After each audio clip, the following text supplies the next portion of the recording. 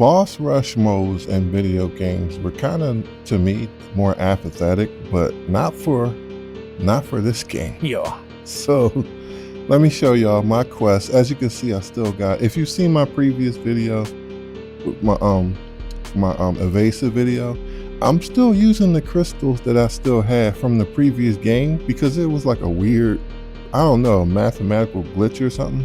And I was still able to keep a lot of my crystals. So I'm using them for this because the boss rush, I've actually played this at least, I would say at least 3 times.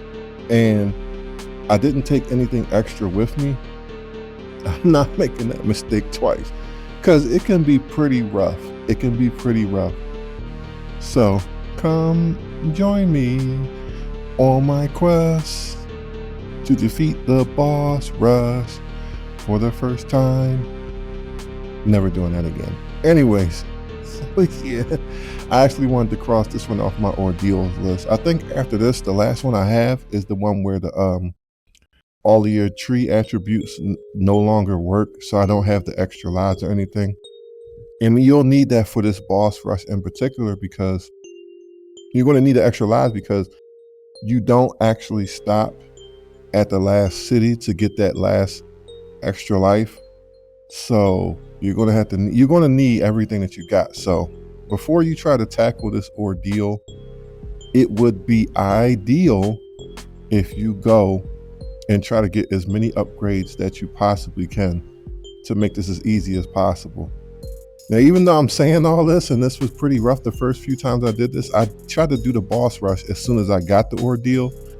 And now I don't have to really deal with that anymore because as you've seen all the trinkets that I got, I just bought 2 trinkets. It was just one where you get a boost for using weapons at a distance. So it's pretty strong. Even if I can't beat them physically, I can just throw items at them until I defeat them. So to be honest, it is kind of a cheat, but it's kind of not because I still earned everything in order to get it. But I was just smart enough to know which items to actually pick to do this. As you can see, I'm blowing through these people. These were enemies that I had so much trouble with when I first started playing this game. It's just no joke. They do give you, as you can see, they give you some rituals. And I think they also give you some inspirations as well. But it's nowhere near, you're not getting anywhere near the amount you would get from playing through the actual game. Because you actually do a lot of stops before you get to each boss. So the game does give you ample time to get prepared to be strong enough to fight these enemies. Not on boss rush. Rudolph is actually one of my favorite bosses, even though he's kind of easy. You can see, I liked him. He was pretty cool. Also, the music is top notch on his stage too. So, but yeah, as far as like, I am pretty much breezing through these because I mean, it's just the beginning, of course, is going to be super easy, and I'm really powerful just from the gate. This right here, my best friend, he's like, if you get to this part, he's super, super tough boss. This is one of like the top, I would say the top 3 toughest bosses. The 3 toughest bosses to me was that one, the doppelganger, that plant creature, the one that like the giant bulb. I hate that creature. And I forget his name. Oh, this dragon, the hidden dragon boss, was actually not that tough because you don't have to whittle it all the way down. You don't have to get his health all the way down to 0. I think it's only like a quarter health that he needs. Yeah, look at his bar. It looks like it's about maybe 75%, 70%, something like that. You don't even have to fight him all the way. And he gives you an inspiration. So that definitely helps. That is not one of the strongest bosses though. It's the plant boss, the doppelganger, and the you'll see as I get to him. Oh, it's my old foe here.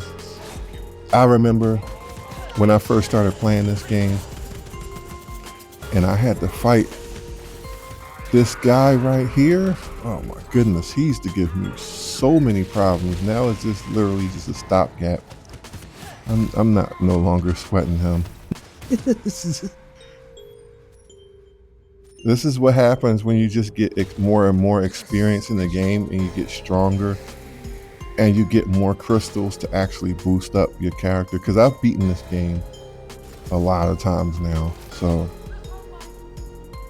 I've been around the block a few times, I could say that, but every time has been so much fun. And like I said before, I highly recommend this game.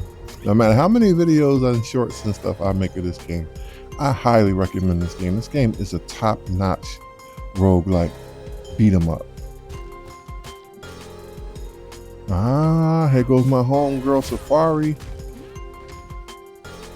I remember when I first played against her, I actually didn't know how to fight her because she's actually pretty tough. The only thing I don't like about her is that part right there. You see the part where they have like the little screen where they show her like charging up? Like, it just takes a long time for her to do that. And this is the only time I ever remember actually defeating her. Because usually when you beat her, she'll just say, I give up. I ain't gonna fight you. It's not, money ain't worth it. But next time it's gonna be tougher. And she does. The next time you show up, she is way, way stronger. But oh, and then we got the lizard sisters. They're cool.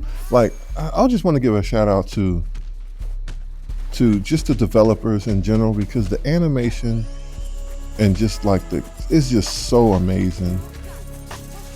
But yeah, I am breezing through these girls because I'm so powered up with my throwables that it's literally not fair. But in my defense, this is actually my video of the first time that I actually defeated it. I only did it once and I beat it.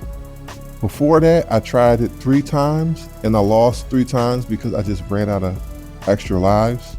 But with me having so many crystals from trying to do my 100% evasive video, I had so many left over. So I just figured, let me just complete the rest of my ordeals. And I was able to do it pretty much no problem. Once you have enough crystals and you know what build you want to have in the beginning of the game before you even start, it's pretty much super easy. And also this ordeal with the boss rush, there's no other parameter. Oh golly, there's no other parameters that's manipulated. It's just literally all bosses and whatever items you have and whatever you decide to bring into the ordeal. So it's like there's no like halfway health or extra damage or anything like that. It's just literally straight up you versus the boss and whatever you have on you. And this is the one boss that I really couldn't stand. It's literally the one boss that I did not have fun fighting against because I just never could figure out how to defeat it properly. Also, I don't need the evasive this time because I'm actually looking to trying to get more impact and more critical hits. So this guy right here, the Lizard King, he's actually one of my favorite bosses to fight because he's so tough.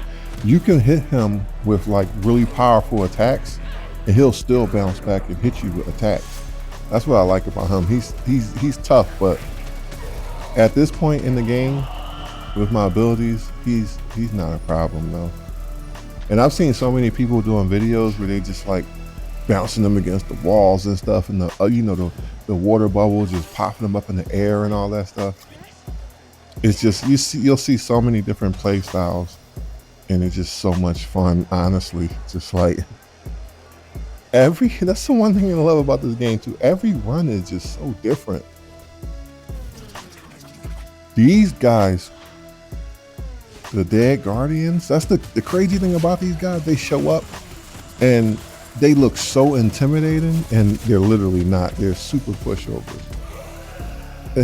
It's just crazy.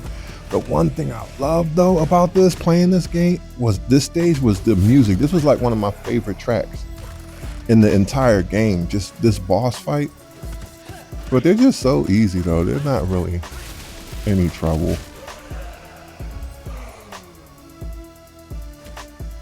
Another thing that I like about this boss rush is that you actually fight pretty much all of the bosses. I don't think I fought, I may be wrong, I don't remember fighting the hidden dragon. I think that's the only one that you don't fight. But yeah, they make you, they seriously do make you run the gauntlet. Give you a little bit of health. It's random out of the chest at the end of the match. It's random how much health you get. But that's about it. They don't give you any extra lives. They don't give you any special weapons. The only thing they give you, if you're lucky, you get a ritual and or inspiration, and that's it. That's why I don't really feel bad about having my own items in it, because they don't really give you much. But I mean, at least they're not taking anything away. Like, they're not changing the parameters that make you have halfway health or anything like that. But man, the one thing I can always rely on is my inspiration, where I can use my coins as cider in the fight. And I don't even have that many coins, so those, I have to be accurate. But all right, so let's see what ritual they give us now. See, these aren't bad. Using the actual ability, and it gives you a additional ability with it. Comes in handy. I haven't had to use my super ability. This guy right here, Rusger, the Necromaster. He is, when I first fought him, he was like super tough. I think when I first fought him, because I was just trying to look up what, like, the storylines and stuff, and complete that, I think he took 2 lives off of me because I just couldn't figure him out. But yeah, that ain't an issue now. It's literally not an issue now. Oh, and that's a good amount of health that they gave me too. And of course, you know I'm going to boost up my throwables. That's one thing that Cider has over everybody else. Her throwables is elite. Also, check out, I have a video too where I did I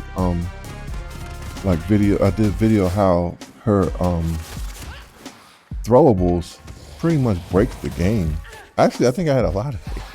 Yeah, it's just like, it just makes it like completely unbeatable. It'll just freeze the game because the parameter. Another thing that I love about this game too, is that the developers just kept those glitches in the game, and they just decide, you know what, the people that are playing these games, they're gonna love the fact that this game you can just break the game. It makes it even more immersive because it kind of makes you feel right in your pick of how to try to break the game, and they just allow it. And it's just like so cool because it makes you feel like you're more in control of the parameters of the game, and just makes it more fun. Like just having the whole game filled with the chaos portals until the game just breaks. It's just like, yo, I did this. And it's really the developers just allowing it to happen. Because honestly, they could easily just patch that out or make it to where you get a certain limit or something like that of certain abilities and stuff. And they do not do that. And that is so awesome. It's one of the main things that I love about this game. It's a roguelike. And that's part of it. That's just awesome. Look at this. This is near final boss, and is very easily defeated her. All right, so what's she gonna give me? Yes, I am inspired. And what is my inspiration today? Now see, I could easily get the slingshot and get the critical. And look at what I got so far. And I got a few more bosses left. This guy, I love this boss because he looks so intimidating, and he's really not tough at all. Even when I first fought him, because also I got to give a shout out to my my online partner in this game, because honestly, the first time I fought this boss, I had a teammate that guided me through this. It basically carried me once I got to this part of the game, because I was able to get to that part of the game, but I just wasn't progressing because I just wasn't strong enough. So it would have took me a longer time, because eventually I would have got to the point where I had enough crystals to start buying more and more stuff to upgrade. But they actually helped me get over the hump on this. So they showed me how to do the password to get into the castle, and showed me how to get to this boss, and then they showed me how to, like, in the town square, to get like all the different stages. They showed me all this stuff, and then once I did that, we got to Azra. I think we beat Azra, but we lost. Did we lose to I'm not sure I can't remember if we beat the final boss or not. I think we actually did, but they also like introduced me to the time rituals and the chaos rituals and all that stuff. They really helped me out, so I just wanted to shout them out. If I find it while I'm doing this video, if I find their name, then I'm definitely going to shout them out. But much appreciate that. And after that happened, and I was able to unlock all the stuff, and I was able to do like multiple runs, I was like having even more fun with this game. And so now I'm at Azra, and even though I'm less than half health, I know there's no like chance that I'm like really going to lose the game now. I'm just way more powerful. If I really need to, I just do like what I'm doing right now. I just use throwables. If I want to fight physical and have more fun doing that, I can. But I literally don't have to. All I gotta do is throw coins at him. Look at that, fight is over. I beat him using pennies. Ooh, I forgot, this is the second part. He's got all these rituals and all these abilities. Ooh, did he get me? Okay, Azra. He got me.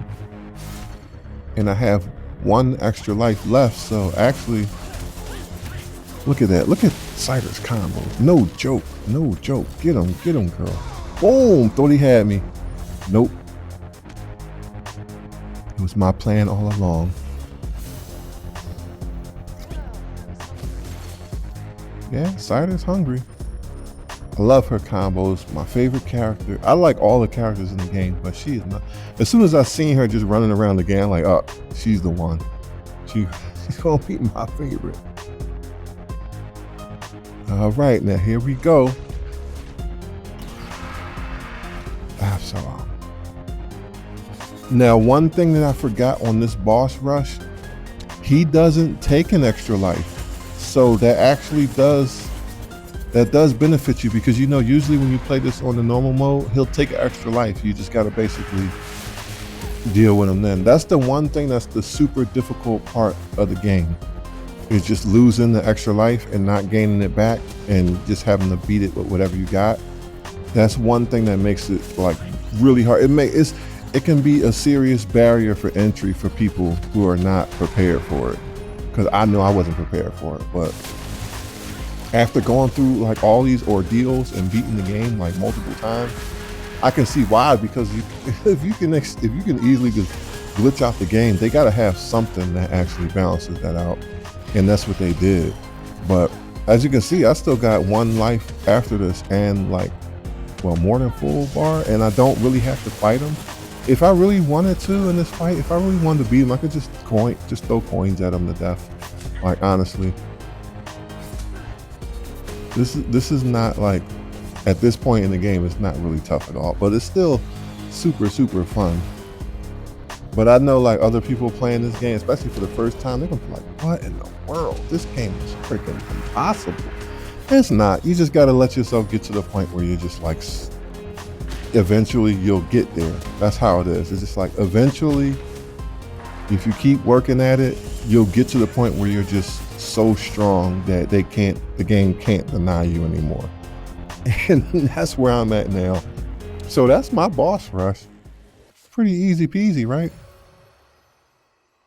I am not disappointed, for I have always believed in you. Say what? I thought I won. Anyway, all right, y'all. See y'all in the next video. Peace.